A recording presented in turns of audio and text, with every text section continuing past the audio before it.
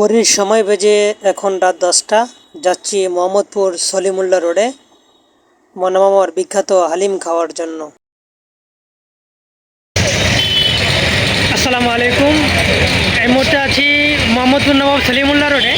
তো এখানে আসছি মনামামার বিখ্যাত হালিম খাওয়ার জন্য। তো দীর্ঘদিন ইউটিউবে দেখলাম যে হালিম আসলে অনেক সুস্বাদু। তো আজকে বাস্তবে আসছি, তো আপনাদেরকে দেখাবো যে আসলে ওই হালিমটা কেন বিখ্যাত। তো আমাদের সাথেই থাকুন।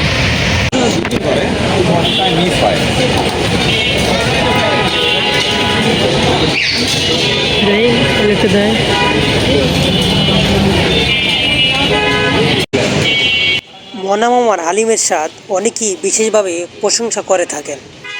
এতে ব্যবহৃত মশলা, মাংসের পরিমাণ এবং রান্নার পদ্ধতি ভিন্ন হয় বলে এতে আলাদা স্বাদ তৈরি হয়। মনামামা দীর্ঘদিন ধরে একই পদ্ধতিতে হালিম তৈরি করার কারণে খুবই জনপ্রিয় হয়ে উঠেছে।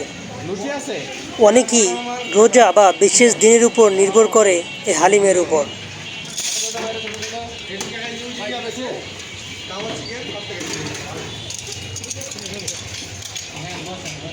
তাছাড়া এই হালিমে 3 পিস বড় বড় মুরগির মাংস দেওয়া হয় এবং যা খুবই অসাধারণ।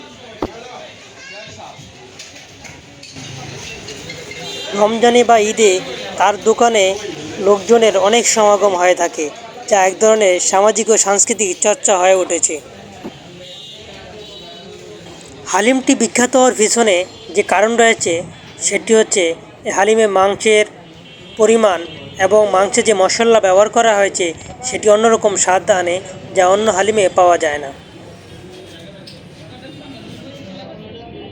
খাওয়া দাওয়া শেষে চলে আসলাম। দেখা হবে অন্য কোনো পর্বে। সে পর্যন্ত আমাদের সাথেই থাকুন।